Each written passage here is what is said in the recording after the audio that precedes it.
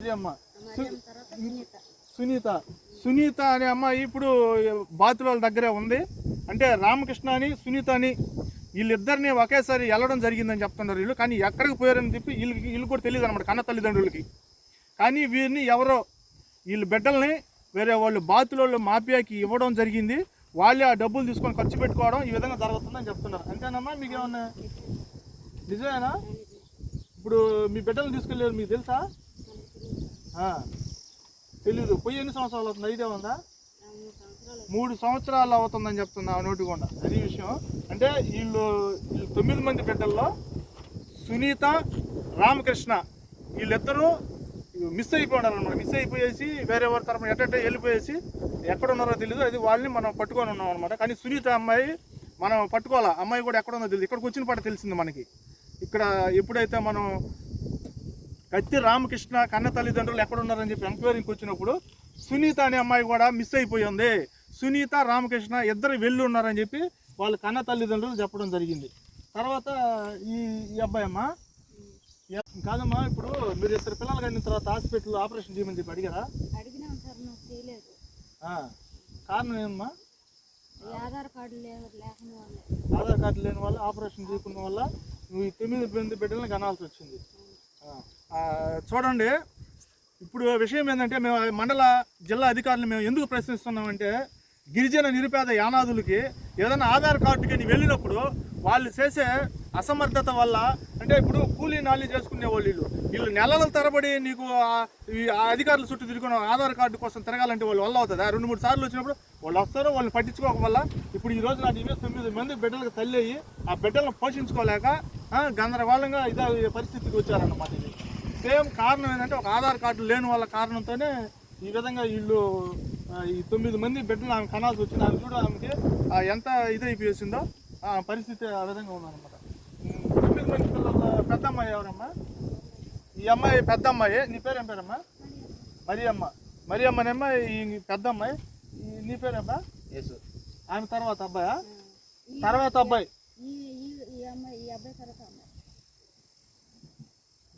ఈ అబ్బాయి తర్వాత ఈ అమ్మాయా? ఫస్ట్ అబ్బాయి ఈ అబ్బాయా? పెద్ద అబ్బాయా? పెద్ద అబ్బాయి వచ్చేసి నీ పేరు ఏం పేరబ్బా? యేసు. నీ తర్వాత ఈ అబ్బాయి తర్వాత నీ పేరు ఏం పేరా? మరియమ్మ. సునీత అనే అమ్మాయి ఇప్పుడు బాతుల దగ్గరే ఉంది. అంటే రామకృష్ణ అని సునీత అని వీళ్ళిద్దరిని ఒకేసారి వెళ్ళడం జరిగిందని చెప్తున్నారు వీళ్ళు. కానీ ఎక్కడికి పోయారని చెప్పి వీళ్ళు కూడా తెలియదు అనమాట కన్న తల్లిదండ్రులకి. కానీ వీరిని ఎవరో వీళ్ళ బిడ్డల్ని వేరే వాళ్ళు బాతుల మాఫియాకి ఇవ్వడం జరిగింది. వాళ్ళే ఆ డబ్బులు తీసుకొని ఖర్చు పెట్టుకోవడం ఈ విధంగా జరుగుతుందని చెప్తున్నారు. అంతేనమ్మా? మీకేమన్నా నిజమేనా? ఇప్పుడు మీ బిడ్డలను తీసుకెళ్ళారు మీకు తెలుసా? తెలీదు. పోయి ఎన్ని సంవత్సరాలు అవుతుంది? ఐడియా ఉందా? 3 సంవత్సరాలు అవుతుందని చెప్తున్నా నోటికొండ. అది విషయం. అంటే వీళ్ళు 9 మంది బిడ్డల్లో సునీత, రామకృష్ణ వీళ్ళిద్దరూ మిస్ అయిపోయినారు అనమాట. మిస్ అయిపోయేసి వేరే వారి తరఫున ఎట్టే వెళ్ళిపోయేసి ఎక్కడ ఉన్నారో తెలియదు. అది వాళ్ళని మనం పట్టుకొని ఉన్నాం అనమాట. కానీ సునీత అమ్మాయి మనం పట్టుకోవాలా. అమ్మాయి కూడా ఎక్కడ ఉందో తెలియదు. ఇక్కడికి వచ్చిన పాట తెలిసింది మనకి. ఇక్కడ ఎప్పుడైతే మనం కత్తి రామకృష్ణ కన్న తల్లిదండ్రులు ఎక్కడ ఉన్నారని చెప్పి ఎంక్వైరీకి వచ్చినప్పుడు సునీత అనే అమ్మాయి కూడా మిస్ అయిపోయింది. సునీత, రామకృష్ణ ఇద్దరు వెళ్ళి ఉన్నారని చెప్పి వాళ్ళ కన్న తల్లిదండ్రులు చెప్పడం జరిగింది. తర్వాత ఈ అబ్బాయి అమ్మ, ఈ అబ్బాయి పేరు సురేష్ అనే అబ్బాయి. ఈ పాప పేరు ఏం పేరు? యేసు కుమారి. ఈ అమ్మాయి పేరు దీపిక. ఈ పాప పేరు ఏం పేరు పెట్టిన? వినోద్.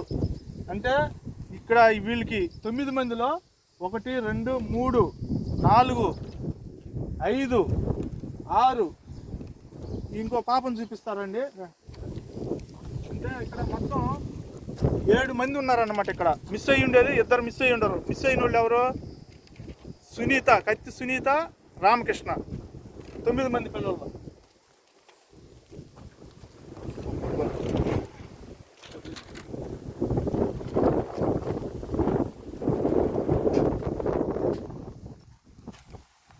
ఈ లాస్ట్ బిడ్డ అన్నమాట. అంటే ఇక్కడ 7 మంది ఉన్నారు.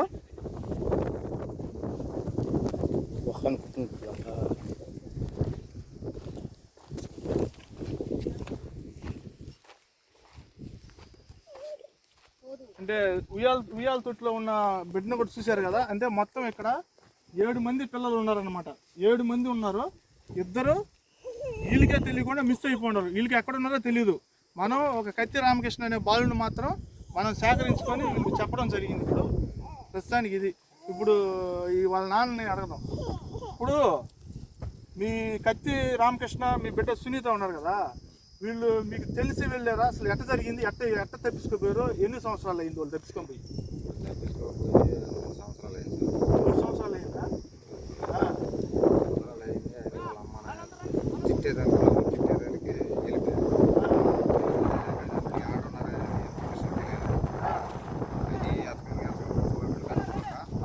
ఉన్నారని తెలిసింది.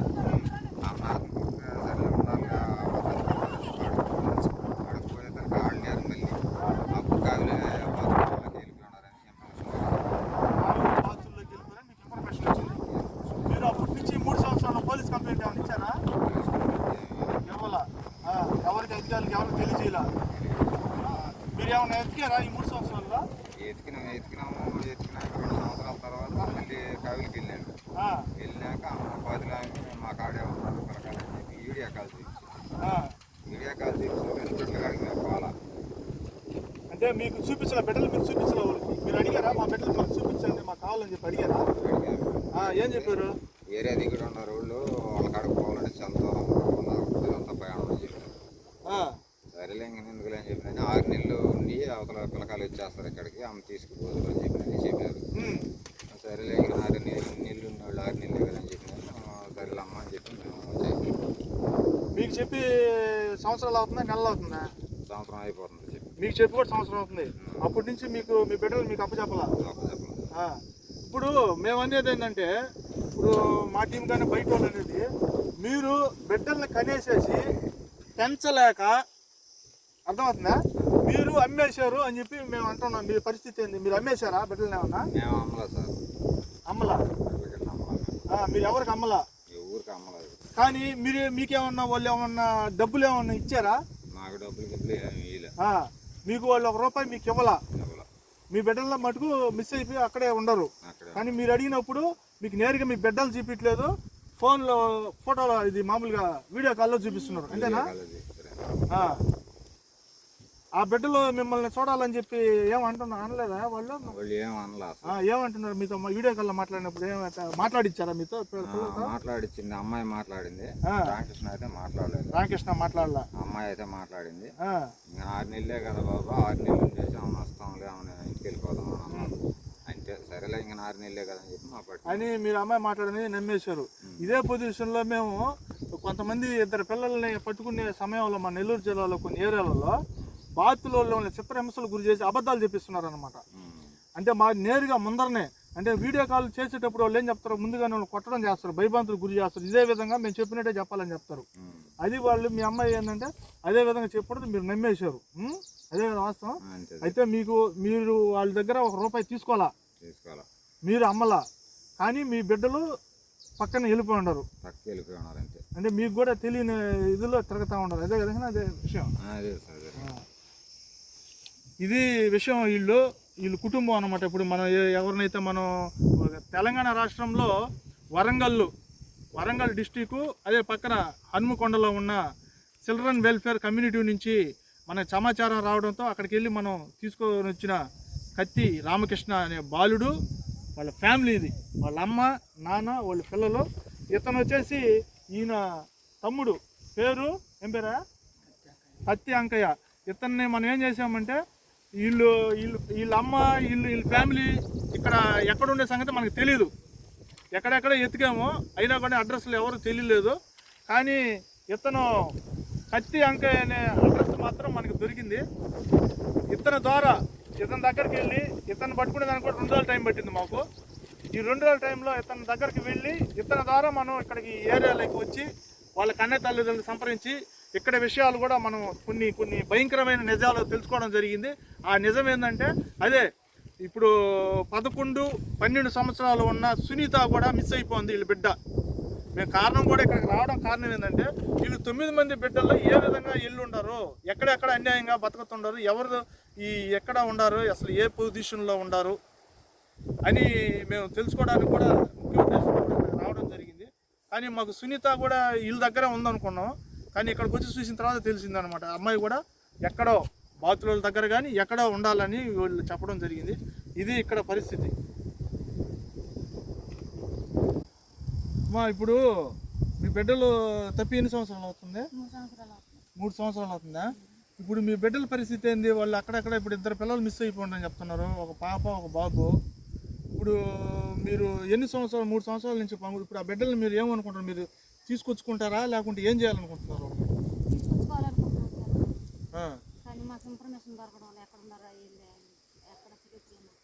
ఎక్కడైనా తెలియక మీకు ఇన్ఫర్మేషన్ తెలియక తీసుకొచ్చుకోలేకపోతున్నారు. దీనికి కారణమైన వాళ్ళు ఎవరు మీకు తెలుసమ్మా?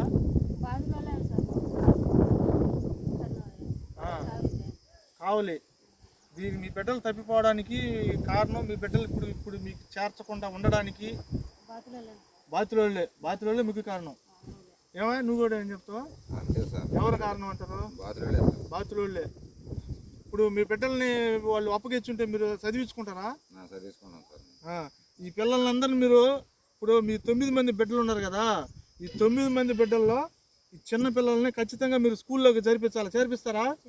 ఇప్పుడు మీ కత్తి రామకృష్ణ అని కూడా మీకు అప్పచెప్పాలన్నా కూడా కొంచెం అంటే మీరు కరెక్ట్గా మీరు స్కూల్లో చదివించుకుంటాము జాగ్రత్త అంటేనే కూడా మేము కత్తి రామకృష్ణ అనే బాలను కూడా మీకు అప్పచెప్తాం.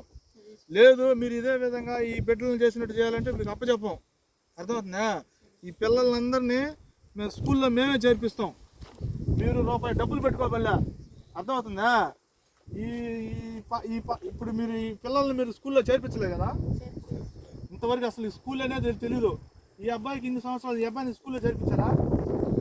చేర్పించలా. ఈ అబ్బాయికి ఆధార్ కార్డు ఉందా? నీకు ఆధార్ కార్డు ఉందా? నీకు లేదు. పిల్లలకి ఎవరికి ఆధార్ కార్డు లేదు. మీకుండా? మీ పెద్దవాళ్ళకి ఇద్దరికి ఉన్నాయి. అవి ఎప్పుడు చేపించుకున్నారు? ఈ మధ్య చేపించుకున్నారు. కేవలం వీళ్ళకి ఒక ఆధార్ కార్డు లేని కారణం వల్ల వీళ్ళకి ప్రభుత్వ పథకాలు అందకపోవడం కూడా దాన్ని వదిలేస్తే కూడా ప్రస్తుతానికి ఒక్క ఆధార్ కార్డు వల్ల ఈమె 9 బిడ్డలను కనాల్సి వచ్చింది. ఇప్పుడు వీళ్ళకి కుటుంబ పోషణ కూడా జరగక ఈ విధంగా వీళ్ళు గుంట్ల మీదకి వాచ్మెన్ పనులు కాపలా పనులకు వచ్చి వీళ్ళు జీవితం మొత్తం బిడ్డలను కూడా ఈ విధంగా చదివించుకోలేక వీళ్ళు పరిస్థితి చూస్తే చాలా దారుణమైన పరిస్థితుల్లో ఉన్నారు వీళ్ళు. దయచేసి ప్రభుత్వాన్ని మేము కోరేది ఏంటంటే ఇదే నిరుపేద గిరిజన యానాదుల పట్ల మేము ఈ విధంగా చర్యలు తీసుకొని మేము ఎందుకు ప్రశ్నిస్తున్నాం అంటే ప్రభుత్వాన్ని కానీ అధికారులను జిల్లా మండల అధికారులను కూడా ఇలాంటి వారిని మీరు చూస్తే మీకు ఏమనిపిస్తుంది? వీళ్ళు మనుషులే కదా, అంటే మేము మనుషులే కదా, మా యానాదులు ఏమో తీసేయాల్సిన వాళ్ళు ఏం కాదు కదా, అంటే మీ బిడ్డలేమో చదువుకోవచ్చు మా బిడ్డలే చదువుకోకూడదా? అంటే అధికారులు ఒక ఆధార్ కార్డులు ఇప్పుడు ఒక్కొక్క యానాది సంఘ కాలనీలకు వచ్చి ఎస్టీ యానాదులకి సపరేట్గా అధికారులు వేసి ఉండరు. ఈ అధికారులు అక్కడ సర్వే చేసి ఫలానా ఊర్లో ఎక్కడెక్కడ ఉంటున్నారో గ్రామాలలో ఎక్కడ ఉంటారో వాళ్ళు సరైన ఆధార్ కార్డులు రేషన్ కార్డులు హెల్త్ కార్డులు జాబ్ కార్డులు ఈ విధంగా వాళ్ళకి అందజేసి ప్రభుత్వ పథకాలు ఇలాంటి వారికి అందేలా చేయగలిగితే ఈ రోజు నాడు వీళ్ళు ఇక్కడికి వచ్చి వాచ్మెన్ పనులు చేయాల్సిన అవసరం కూడా ఉండేది లేదు. ఈ బిడ్డల పరిస్థితి చూడండి, ఆధార్ కార్డు లేదు, చదువు లేదు. ఈ అబ్బాయికి చదువు లేదు. ఒక అమ్మాయి వచ్చి శంకన వేసుకుంది, ఇక్కడ ఉయ్యాల తొట్టులో ఒక బిడ్డను పెట్టుకొని ఉన్నారు. వీళ్ళు వచ్చి పెద్ద పిల్లకాయలైనా కూడా ఆధార్ కార్డు లేక చదువు లేక అంటే వీళ్ళ చైతన్యం అనేది లేకుండా పోతుంది అనమాట. యానాదుల కారణం ఏంటంటే ఈ ప్రభుత్వ అధికారులు చేసే తప్పిదనం వల్ల మా యానాదుల్లో చైతన్యం లేకుండా పోతుంది. చైతన్యం వచ్చి కొంతమంది ప్రజల్లో వచ్చి ఈ విధంగా యానాదులు అంటే మా యానాదులకి ఎవరైనా ఇబ్బంది జరిగినప్పుడు కేసులు పెట్టినా కూడా పోలీస్ స్టేషన్లో కంప్లైంట్ అవ్వకపోగా యానాదుల్ని బెదిరించి వాళ్ళకి సపోర్ట్ చేసి కేసులు కాకుండా చేయడం కారణం వల్ల కూడా మా యానాదులు కొంచెం వెనకబడి వెళ్ళడం కూడా ఈ విధంగా ఎందుకు కారణం ఏంటంటే చైతన్యవంతులు వీళ్ళకి చైతన్యవంతులు లేరు. కానీ కన్న బిడ్డల పైన కానీ ఒక కంప్లైంట్ ఇలా పేరు బిడ్డలు చదివించుకోలేక ఈ విధంగా వాళ్ళు వాచ్మెన్ పనులు చేసుకుంటా వీళ్ళు బ్రతుకు జీవనం చేస్తున్నారు. కొంతమంది ఏంటంటే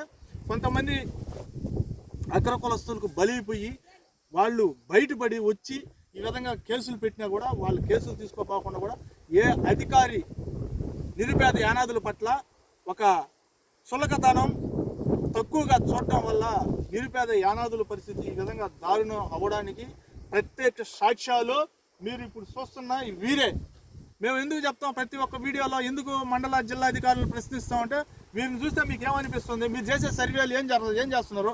ఇప్పుడు నిరుపేద యానాదులకి సపరేట్గా కొన్ని అధికారులు వాళ్ళకి ఆఫీసులు కూడా పెట్టించున్నారు కదా, వాళ్ళంతా ఏం చేస్తున్నారు? పని చేస్తున్నారా? పని చేయలేదు అనే కారణం, నిదర్శనం, ఒక సాక్ష్యం మీరే. కత్తి సుధాకర్ ఫ్యామిలీ.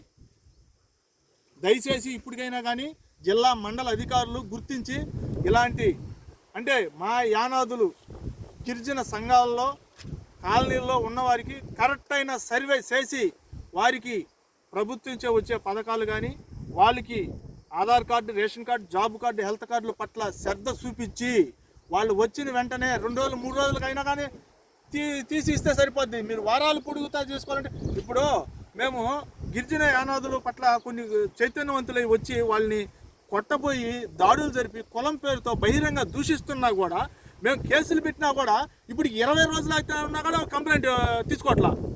కంప్లైంట్ తీసుకొని కూడా కేసులు పెట్టడంలా ఈ విధంగా తిప్పించేది. వాళ్ళు తిరగలేక తర్వాత మళ్ళీ వాళ్ళు బ్లాక్మెయిల్ చేసేది, లొంగ తీసుకునేది, ఏదో నిందితులతో కలిసి తర్వాత వాళ్ళు మళ్ళీ వాపసు తీసుకునేది. ఈ విధంగా పోవడం వల్ల మా గిరిజన యానాదుల్లో చైతన్యం లేక చాలా వెనకబడి వెళ్ళడానికి కారణం కూడా ఇదే. మేము పోలీసు వారిని కానీ జిల్లా మండల అధికారులను కానీ మేము ఎవరైనా కానీ చైతన్యవంతులయ్యి వాళ్ళకి ఇబ్బందులు జరుగుతున్నాయి, దాడులు జరుగుతున్నాయి, కులం పేరుతో బహిరంగ సమాజంలో రాకుండా దూషిస్తున్నారు. ఎక్కడ పెట్ట ఈ కట్ల మీద ఉండాలా, సంఘాలలో ఉండాలా, మాకే స్వేచ్ఛ లేదా?